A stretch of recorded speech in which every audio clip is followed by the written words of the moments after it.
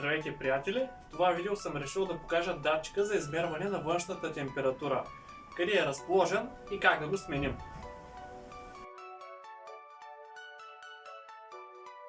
Искам да го сменя с нов, защото откакто съм купил тази Астра, тази там, това нещо отчита нереални стойности на температурата, както през лятото, така и през зимата.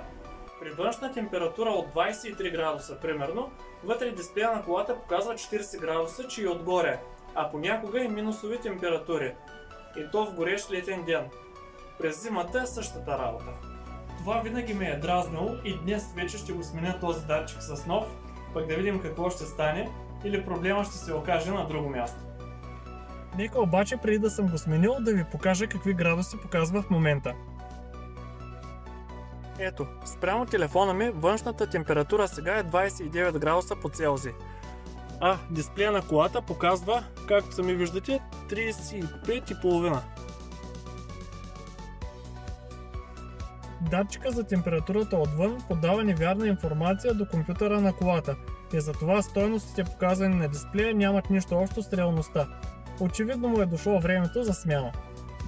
Тази малка част, този датчик е разположен и се намира зад предната броника. Сега ще ви покажа.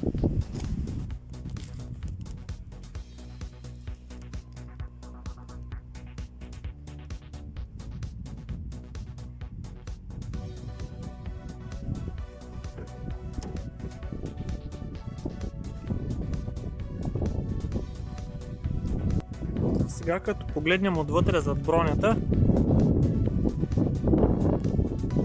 ето къде е.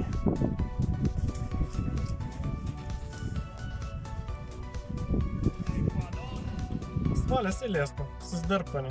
След което му отсъединяваме буксата, махаме стария неизправен датчик и на негово място слагаме новия, след което го поставяме обратно на мястото му.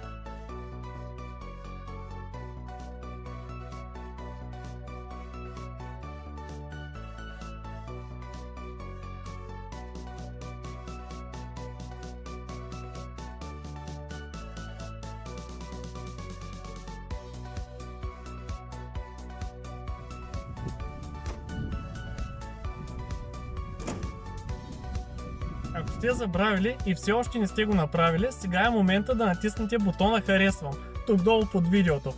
А в случай, че не сте особено впечатлени, другия бутон до него. Време е да проверим какви градуси ще покаже дисплея вече с новия датчик. Телефона ще ми е ориентир за температурата в момента. Нека да видим.